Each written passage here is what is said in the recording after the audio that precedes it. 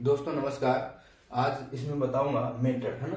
तो आप अपने आसपास जो भी चीजें देखते हो ना, जो भी चीज आपको दिख रहा है, वो सब साइंस की भाषा में क्या बोलते हैं, उसको मैटर बोलते हैं, है ना।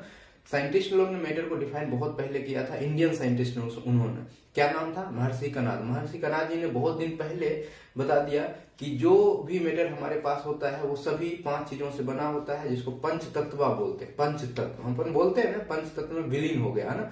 मतलब हमारा शरीर भी 5 तत्व से बना हुआ है। वो 5 तत्व क्या है? वो है एयर है, वो स्काई है, वो फायर है, वो अर्थ है, वो वाटर है ना। उन्हीं चीजों से बना हुआ है, उसी में बाद में मिक्स मिल जाते हैं ना। और उन्होंने परमाणु बोला था, जो स्मॉलेस्ट पार्टिकल्स होता है, जिसको डिवाइड नहीं कर पाते हैं, बाद में ग्रीक वालों ने डिफाइन किया था उसको। महर्षि कणाद जी ने बहुत दिन पहले बोल दिया कि परमाणु होता है, उसका नाम बस चेंज किया, एटम बोल दिया, है ना।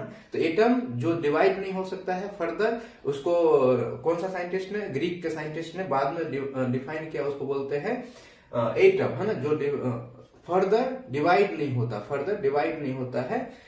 और उसके बाद अपन आता है कैरेक्टरिस्टिक, है ना। पंचतत्व वाला बात बताते हैं, कैरेक्टरिस्टिक ऑफ मैटर। मैटर के कैरेक्टरिस्टिक देखो क्या होता है, क्या क्या कैरेक्टरिस्टिक होगा। एक मैटर है तो उसके पार्टिकल्स जो होगा रैंडमली मोशन में रहेगा, कंटिन्यूसली मोशन में करता रहेगा, ठीक है।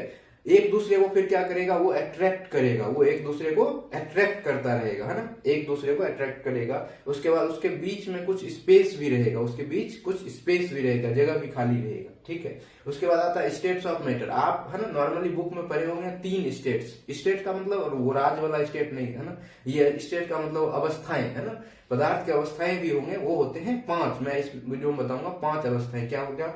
सोलिड, लिक्विड, गैस, है ना, प्लाज्मा और बोस आइंस्टीन कंडेंसेट, है ना। इन दो के बारे में, है ना, नॉर्मली बुक में नहीं रहता है, कम बुक में रहता है, तो मैं अभी बताऊं। सॉलिड क्या होगा, आप देखो कैरेक्टरिस्टिक के हिसाब से सॉलिड, अगर पार्टिकल्स के बीच इंटरमोलिकुलर स्पेस कम है, उनके बीच की फोर्स ज्यादा है, दोनों पार्टिकल्स के बीच फोर्स ज्यादा है, स्पेस कम है ना, और वो पार्टिकुलर अरेंज है, बहुत अच्छे से स्ट्रॉन्ग फोर्स के साथ अरेंज है, तो उसको सॉलिड बोलेंगे। फिक्स, जिसका शेप फिक्स रहेगा, जिसका वॉल्यूम फिक्स रहेगा, ये सब प्रॉपर्टीज होता है। लिक्विड में वही चीज कम हो जाएगा, यानी स्पेस बढ़ जाएगा, उसके फोर्स ज्यादा हो, है ना। फोर्स क्या हो जाएगा, स्पेस तो बढ़ जाएगा, फोर्स कम हो जाएगा, और इसका वॉल्यूम फिक्स नहीं रहेगा, वॉल्यूम फिक्स रहेगा, शेप फिक्स नहीं रहेगा। गैस में कुछ भी फिक्स नहीं रहेगा, इसमें क्या होगा कि स्पेस भी ज्यादा हो जाएगा, इनके इंटरमोलिकुलर फोर्स भी कम हो जाएगा, है ना, और शेप भी फिक्स नहीं रहेगा, वॉल्यूम भी फिक्स नहीं रहेगा। ये सब तो नॉर्मली आप जानते हो, ठीक है। प्लाज्मा की बात करें तो प्लाज्मा देखो क्या होता है, सन आपको चमकता है ना, तारा भी चमकता है ना, क्यों? प्लाज्मा का कारण, ठीक है। एक लाइन में अगर बताएं तो ऐसा डिफाइन कर सकते हो।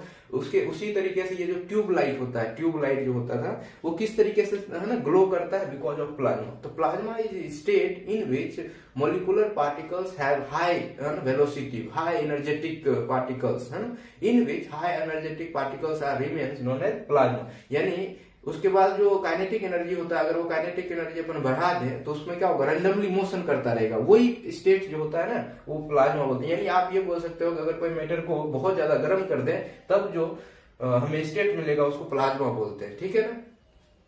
प्लाज्मा का उपयोग भी बता दिया कि बल्ब वगैरह जो होता है ना, फ्लोरोसेंट ट्यूब बोलते हैं, फ्लोरोसेंट ट्यूब बोलते हैं उसको, है ना। उसमें बोस आइंस्टीन कंडेंसेट का मतलब देखो, बोस फॉर, है ना, एक इंडियन साइंटिस्ट था, 1920 ईस्वी में, ये है ना कैलकुलेट कर रहा था, 5th, 4 तो हो ही गया था, 5वें, है ना, 5वें स्टेट की, है ना, कैलकुलेशन कर रहा था। तो आइंस्टाइन ने भी उसमें मिल करके, है ना, एक स्टेट ही बना दिया, जिसमें ये बोला जाता है कि इसका मतलब हो गया कि अगर कोई गैस लो, है ना, जिसका डेंसिटी क्या हो, बहुत ही लो हो, उसको अगर कूल कर दिया जाए, बहुत ज्यादा सुपर कूल कर दिया जाए, तब जो स्टेट मिलेगा उसको क्या बोलेंगे, बोस आइंस्टाइन कंडेंसेट। इतना इसमें है। उसके बाद वो आता है कि प्रेशर टेम्परेचर का डिफरेंस, मतलब इस पे क्या प्रभाव पड़ता है मैटर पे। मैटर पे प्रभाव इस तरीके से पड़ता है कि अगर आप प्रेशर बढ़ाओगे तो उसमें स्टेट चेंज होगा। जैसे मान लो गैस है, उसको एक बंद कंटेनर में बंद कर दिए, उसके प्रेशर को इंक्रीज कर दो, तो धीरे धीरे वो गैस सॉलिड लिक्विड में जाएगा, लिक्विड के बाद वो सॉलिड में भी जा सकता है, ठीक है। उसी तरीके से टेम्परेचर का भी प्रभाव पड़ता है कि अगर मान लो सॉलिड है, उसको आपने हीट की तो क्या होगा, गर्म होगा। गर्म होगा तो उसके जो इंटरमोलिकुलर स्पेस है वो बढ़ जाएगा, उसके बीच अट्रैक्शन फोर्स जो है वो कम हो जाएगा, है ना, तो वो ब्रेक हो जाएगा। ब्रेक होगा तो दूर चला जाएगा, तो वो लिक्विड में कन्वर्ट हो जाएगा। तो ये सब प्रोसेस होता है, तो टेम्परेचर भी प्रभावित करता है। उसी तरीके से लो करो तो जस्ट अपोजिट होगा, ठीक है। अब उसके बाद मैं यहाँ पे लिख रखा हूँ, देखो सॉलिड से अगर लिक्विड कन्वर्ट हो रहा है तो उसको क्या बोलेंगे, मेल्टिंग बोलोगे, है, मेल्टिंग भी बोलते हैं, फ्यूजिंग प्रोसेस, फ्यूजन भी बोलते हैं। तो ये दो प्रोसेस हो गए। उसी तरीके से लिक्विड को फर्दर अगर आपने गर्म कर दिया तो वेपराइजेशन होगा, है ना, वेपराइजेशन होगा तो गैस मिल जाएगा, तो वेपराइजेशन कहलाता है। उसके बाद गैस जो है, सीधा गैस जो है सॉलिड में भी बन सकता है ना, अगर आपने टेम्परेचर कूल कर दिए तो। उस प्रोसेस को क्या बोलते हैं? Deposition. Deposition is a process in which gas converted into directly into solid without coming into liquid. And उसी तरीके से उल्टा भी होता है, solid directly converted into gas without coming into liquid, known as sublimation. तो सब्लिमेशन एक process है जिसमें सॉलिड सीधा सीधा गैस में कन्वर्ट हो जाता है। इसका एग्जांपल अगर देखें तो आयोडीन हो गया, नेफ्थलीन बॉल हो गया, है ना, ये सब इसका एग्जांपल हो गया। उसी तरीके से अब गैस है, गैस भी लिक्विड में कन्वर्ट हो जाएगा, जिसको बोलेंगे कंडेंसेशन। कंडेंसेशन होता है तभी बारिश होता है ना। उसी तरीके से लिक्विड अगर है तो लिक्विड भी फर्दर क्या होगा, फ्रिज में रख दो आइस बन जाएगा, तो इसको क्या बोलेंगे? सॉलिडिफिकेशन बोलिए या फिर फ्रीजिंग भी बोल सकते हो, ठीक है, ये बात हो गया। उसके बाद आता है लेटेंट हीट। लेटेंट हीट को क्या बोलते हैं? हिडन हीट भी बोलते हैं। It work only when the matter phase change, है ना, मेटर्स का जब फेज चेंज होता है, during phase change it work. क्या होता है कि अगर पानी को आपने गर्म कर दिया तो 100 डिग्री सेल्सियस तक तो क्या होगा? कुछ नहीं होगा। जब 100 डिग्री सेल्सियस होगा तभी वो बॉइलिंग शुरू होगा। तो उसके बाद बॉयल जब होना शुरू हो जाएगा तो उसका टेम्परेचर कांस्टेंट हो जाएगा। लेकिन फर्दर आप हीट करते जाओगे तो टेम्परेचर तो कांस्टेंट है, और वो किस में कन्वर्ट हो रहा? गैस में कन्वर्ट हो रहा। तो वो जो हिडन हीट हुआ, जो पता नहीं चल रहा जा कहां रहा है ना, उसी को क्या बोलते हैं? Latent heat. ये दो टाइप का होता है, latent heat of fusion, latent heat of vaporization. Latent heat of fusion का मतलब हो गया minimum amount of heat required to convert 1 kg of ice into liquid. उसी तरीके से लेटेंट हीट ऑफ वेपराइजेशन में क्या बोलोगे? Minimum amount of heat required to convert 1 litre of water into gas.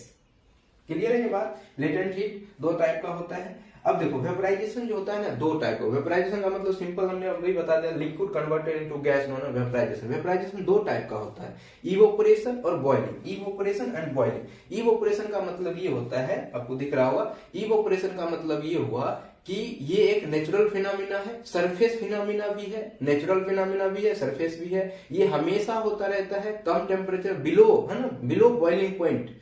किसी भी चीज का बॉइलिंग पॉइंट होता है जिसपे वो बॉयल होना शुरू हो जाता है, कन्वर्ट होना शुरू हो जाता है गैस में, उससे कम पे भी होता रहता है। यानी समुद्र है, सन जैसे राइज हुआ, सन के हीट में ही वो क्या हो जाता है? इवोपरेशन होता रहता है। अगर ये नहीं होता तो बताओ क्या होगा? बारिश नहीं होता, है ना, क्योंकि इवोपरेशन जब तक नहीं होगा तो, है ना, वेपर ऊपर नहीं जाएगा, ऊपर नहीं जाएगा तो कंडेंसेशन प्रोसेस नहीं होगा, और फिर बारिश, ड्रॉपलेट्स वगैरह होगा नहीं, तो बारिश नहीं होगा। इसलिए नेचुरल प्रोसेस होना जरूरी है।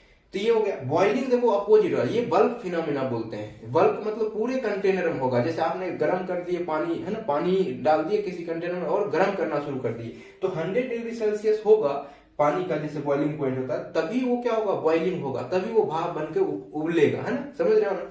और उससे पहले नहीं होगा, उससे पहले इवोपरेशन होगा। बॉइलिंग तब होगा जब आपने एक स्पेसिफिक फिक्स टेम्परेचर पे उसको गर्म कर दी।